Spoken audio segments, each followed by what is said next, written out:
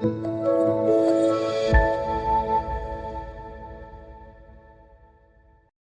আলাইকুম বন্ধুরা, আমি আওয়াল আপনাদের সবাইকে জানাচ্ছি আওয়াল ক্রিয়েটিভ চ্যানেলের পক্ষ থেকে অনেক অনেক শুভেচ্ছা অভিনন্দন। তার সাথে স্বাগতম জানাচ্ছি আজকে নতুন টিউটোরিয়ালে। বন্ধুরা, আজকের টিউটোরিয়ালের বিষয় হচ্ছে মাইক্রোসফট পাওয়ারপয়েন্ট অ্যাপ্লিকেশন যে ট্রানজিশন অপশনটি আছে সেই ট্রানজিশন অপশনটি নিয়ে কিভাবে কাজ করতে হয় সেই বিষয়টি নিয়ে আজকে আমি আপনাদের ট্রানজিশন অপশনের প্রতিটি কাজ স্টেপ বাই স্টেপ আমি দেখাবো। তো চলুন টিউটোরিয়াল শুরু করি। তার আগে বলে রাখি, আপনি যদি আমার চ্যানেলে নতুন ভিউয়ার হয়ে থাকেন, আপনি যদি এখন পর্যন্ত আমার চ্যানেল সাবস্ক্রাইব করুন না থাকেন, প্লিজ এখন আমার চ্যানেল সাবস্ক্রাইব করুন পরবর্তী আপডেট সবার আগে পাওয়ার জন্য, এবং পাশে নোটিফিকেশন বেলটি অন করে রাখুন। আর আপনি যদি আমার মাইক্রোসফট পাওয়ারপয়েন্টের আগের টিউটোরিয়ালগুলো না দেখে থাকেন তাহলে উপরে যে আই বাটনটি দেখতে পাচ্ছেন সেখান থেকে দেখে আসতে পারেন, অথবা এই ভিডিও নিচে ডেসক্রিপশনে আমি লিঙ্কগুলো দিয়ে দেবো, সেখান থেকে দেখে আসতে পারেন। তো চলুন টিউটোরিয়াল শুরু করি। তো বন্ধুরা, আমরা চলে আসলাম সরাসরি কম্পিউটার স্ক্রিনে। এখন আমি সরাসরি মাইক্রোসফট পাওয়ারপয়েন্ট অ্যাপ্লিকেশনটা ওপেন করলাম। তো আজকে আমি আপনাদের দেখাবো যে ট্রানজিশন অপশনটি আছে, এই অপশনটি নিয়ে কিভাবে কাজ করতে হয় সেই অপশনটি A to Z। তো চলুন শুরু করি। তো প্রথমত আমাদের যে কাজটি করতে হবে, এখানে দুই একটি স্লাইড আমি ক্রিয়েট করি। তো এখানে আমি মোটামুটি 4টি স্লাইড ক্রিয়েট করলাম, এবং 4টি স্লাইড দেখতে আমাদের একই রকম, প্রতিটাই সাদা রঙের। তো আমি এখান থেকে এদের কালারগুলো একটু পরিবর্তন করে দিই, অর্থাৎ ডিজাইনটা চেঞ্জ করি, ব্যাকগ্রাউন্ডটা চেঞ্জ করে দিই। তো এখান থেকে আমি সবগুলোর ব্যাকগ্রাউন্ড আলাদা আলাদা করে দিচ্ছি। প্রথমটা আমি হলুদ রাখলাম, তারপর এটার ব্যাকগ্রাউন্ড আমি গ্রিন দিলাম, তারপর একটা রেড দিলাম। দেখেন 4টা স্লাইডের আমি 4 রকম কালার দিয়ে দিলাম। প্রথম শেষেরটা কালো দিলাম। 4টা স্লাইড আমার 4 রকমের দিয়ে দিলাম। এখন আমি যদি এটা প্লে করি, দেখেন প্লে করলাম, প্রথম স্লাইড আমাদের হলুদ ছিল, হলুদ, আবার মাঝে ক্লিক করলাম, দ্বিতীয় স্লাইড গ্রিন, লাল, এবং শেষেরটা কালো। 4টা স্লাইড 4 রকমের আমাদের প্লে হলো। এখন আমরা যে কাজটি করবো সেটি হচ্ছে, আমাদের ট্রানজিশনের কাজ হচ্ছে যে আমাদের স্লাইডটি শুরু হওয়ার সাথে সাথে কিছু মোশন নিয়ে আসবে, অর্থাৎ কিছু ইফেক্ট ব্যবহার করবে এটার ভিতরে। এই ইফেক্টের ব্যবহার করার কাজটি হচ্ছে আমাদের ট্রানজাকশন। তো প্রথম স্লাইডে আমি এখন যেখানে দেখুন প্রথম যে অপশনটি দেওয়া আছে এখানে ট্রানজাকশন দি স্লাইড, অর্থাৎ ট্রানজাকশন আমি কি কি স্লাইড ব্যবহার করতে পারি সেই স্লাইডগুলো এখানে দেওয়া আছে। তো এখানে আমরা এরো বাটনে ক্লিক করলে এখানে বিভিন্ন ধরনের ট্রানজাকশন পাবো। তো প্রথম যে ট্রানজাকশন সেটা হচ্ছে কাট। এই অপশনতে ক্লিক করলে দেখেন আমাদের শাটাম করে চলে গেল, আসলে ওপেন হয়ে চলে গেল। তারপর ফিট ক্লিক করলে এখানে আস্তে আস্তে চলে যাচ্ছে, পুশ করলে মানে নিচ থেকে উপরে যাচ্ছে, এবং এটার গতিটা যে মানে নিচ থেকে উপরে যাবে না, উপর থেকে নিচে আসবে না, ডান থেকে বামে যাবে না, বাম থেকে ডানে যাবে, এটা আপনি এখান থেকে যে ইফেক্ট যে অপশনটি আছে এখান থেকে তার দিকটা পরিবর্তন করে দিতে পারেন। তো এটাতে ক্লিক করলে আমি যদি এখানে ফ্রম টু লেফট দিই তাহলে দেখেন বাম পাশ থেকে ডান দিকে যাচ্ছে, যদি রাইট টু ফ্রম দিই তাহলে দেখেন ডান পাশ থেকে বাম পাশে যাচ্ছে। এভাবে আপনি এখান থেকে দিকটি পরিবর্তন করে নিতে পারেন, উপর থেকে নিচে নামতেছে। এটা হচ্ছে আমাদের পুশ। যদি আমরা হুইপ দিই তাহলে দেখবেন এই পাশ থেকে পাশে যাচ্ছে, এবং এখান থেকেও সেই দিকগুলো আপনি পরিবর্তন করে নিয়ে নিতে পারেন। তো আপনার যেটা ভালো লাগে সেটা আপনি এখানে ব্যবহার করবেন। যদি শেপ ব্যবহার করেন তো দেখেন সার্কেল অনুযায়ী মাঝখান থেকে আসতেছে, এবং এটার দিক পরিবর্তন করে দিতে পারেন। যে এদের ইফেক্টে ক্লিক করলে সেন্টার দিতে পারেন। তারপর ডায়মন্ড আকার যদি নিতে চান তো ডায়মন্ড আকারে নিতে পারেন এখানে ইফেক্টটা। তারপরে যে পুশ করে দিলে পুশ আকারে, প্লাস আকারে যদি নিতে চান প্লাস, ইন নিলে তাহলে মানে সব পেজটাই ছোট হয়ে আসবে উপর থেকে নিচে। আউট দিতে চাইলে মাঝখান থেকে বাইরে চলে যাবে। এখানে আপনি ইফেক্টের গতিবেগ পরিবর্তন করে দিতে পারেন আর কি, জাস্ট এটুকুই।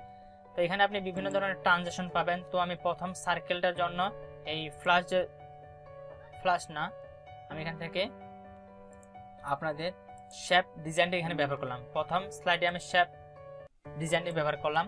তো তারপরে দ্বিতীয় স্লাইডে আমি যদি ক্লিক করি, দ্বিতীয় স্লাইডে এখানে যদি আমি আরেকটা ট্রানজিশন দিই, রিবন যে স্লাইড আছে এটা ব্যবহার করলাম, অথবা এখান থেকে আমরা গতিবেগটা পরিবর্তন করে দিতে পারি। তো এখান থেকে আমি গতিবেগটা ইফেক্টের মাধ্যমে পরিবর্তন করে দিয়েছি যে ফ্রম টু লেফট, অর্থাৎ এই পাশ থেকে মানে বাম পাশে কোণ থেকে উপরে যাবে। তারপর 3 নাম্বার স্লাইডে আমি আরেকটা ট্রানজিশন ব্যবহার করতেছি, এখান থেকে রকেট স্লাইডটা আমি ব্যবহার করলাম, এবং 4 নাম্বার স্লাইডে আমি ব্যবহার করতেছি আরেকটি ট্রানজিশন, এখান থেকে আমি দিচ্ছি এবারে ফ্লিপ স্লাইডটা দিলাম।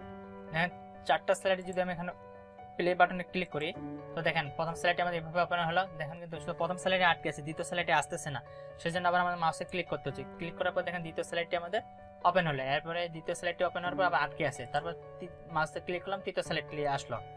এবার যখন মাউসে ক্লিক করি চতুর্থ স্লাইডটি আসলো এবং চলে গেল, এবং সর্বশেষ আমরা আবার আগের স্লাইডে চলে আসলাম। তো অটোমেটিক্যালি যদি আমরা সবগুলো প্লে করতে চাই সেজন্য আমাদের যে কাজটি করতে হবে, এবং এখানে আমরা কিছু সাউন্ডও ব্যবহার করতে পারি। প্রথম স্লাইডে যদি সাউন্ড ব্যবহার করতে চাই তাহলে এই দিকের অপশনগুলোর কাজ মোটামুটি শেষ। এগুলো হচ্ছে আমাদের ট্রানজিশন ব্যবহার করা, এবং এখান থেকে দিক পরিবর্তন করে দেওয়া এখান থেকে, আর এখান থেকে হচ্ছে আমাদের সেই ডিজাইনগুলো এলোমেলো করে দেওয়া, অর্থাৎ এখান থেকে আমি ডিজাইনগুলো সিলেক্ট করে দিতে হবে কোন ডিজাইনে আপনার পেজটি আসবে। তারপরে এখানে দেখেন কিছু আমাদের অপশন দেওয়া আছে, এখানে এখানকার অপশনের কাজগুলো আমি এখন আপনাদের বলে দিচ্ছি। এখানে যে সাউন্ড, অর্থাৎ প্রথম স্লাইডে যদি আমরা সাউন্ড ব্যবহার করতে চাই তাহলে এখান থেকে আমাদের বিভিন্ন ধরনের সাউন্ড দেওয়া আছে। তো এখান থেকে আপনি যে সাউন্ডটা ব্যবহার করবেন, মনে করেন আমি সাকশন সাউন্ডটা এখানে ব্যবহার করলাম। তারপর এখান থেকে ডিউরেশন দেওয়া আছে, আপনি সাউন্ডটা এখান থেকে বাড়া নিতে পারেন, কমা নিতে পারেন, যত ডিউরেশন দেবেন সেই ডিউরেশনটা এখানে দিয়ে দিতে পারেন। তো তারপরে যে এখানে অপশন আরেকটি আছে যে অ্যাপ্লাই টু অল, এটা আমি আপনার সবার শেষে দেখাবো। আর এটা যদি অ্যাপ্লাই করি তো সব স্লাইডগুলোতেই আমি একই অপশন চলে আসবে। তারপর এখানে দেখেন যে অন মাউস ক্লিক, এই অপশনটা আমাদের টিক মার্ক দিতে হবে, তাহলে আমাদের অটোমেটিক্যালি ওপেন হবে। কিন্তু তারপর নিচে দেওয়া আছে যে প্রথম স্লাইড থেকে দ্বিতীয় স্লাইডে আসার জন্য আমাদের এই যে আফটার যে অপশনটি দেওয়া আছে, এই আফটার অপশনটা আমাদের টিক মার্ক দিয়ে রাখতে হবে, তাহলে আমাদের প্রথম স্লাইড থেকে দ্বিতীয় স্লাইডে অটোমেটিক্যালি চলে আসবে।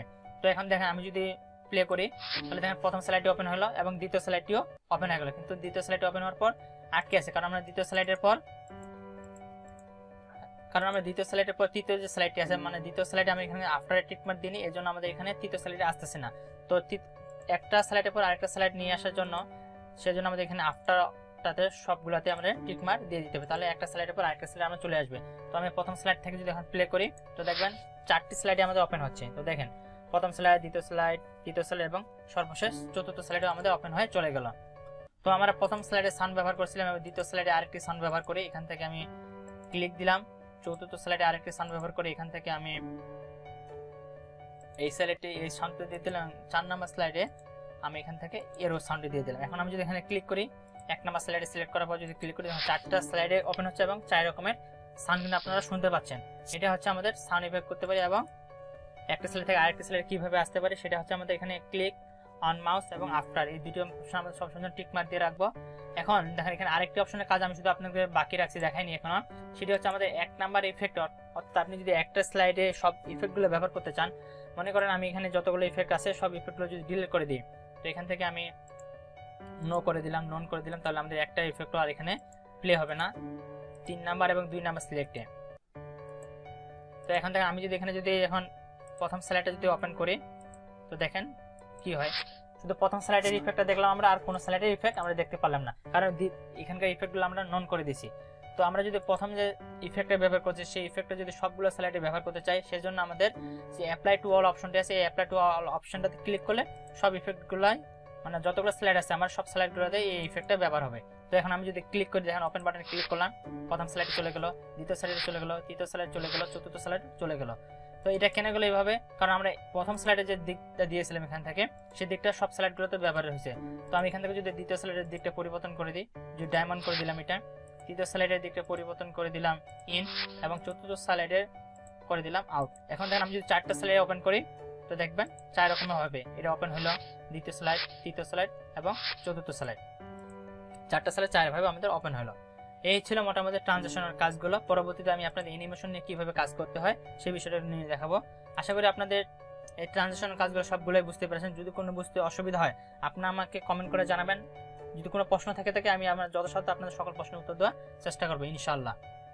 তো বন্ধুরা এই ছিল আজকে টিউটোরিয়ালে। আশা করি আপনাদের টিউটোরিয়াল ভালো লেগেছে। যদি টিউটোরিয়াল ভালো লেগে থাকে এখনই ভিডিওতে একটি লাইক করুন, কমেন্ট করে জানান কেমন হয়েছে। আর এখন পর্যন্ত যারা আপনার চ্যানেলে সাবস্ক্রাইব করেননি প্লিজ চ্যানেলটি এখন সাবস্ক্রাইব করুন পরবর্তী আপডেট সবার আগে পাওয়ার জন্য।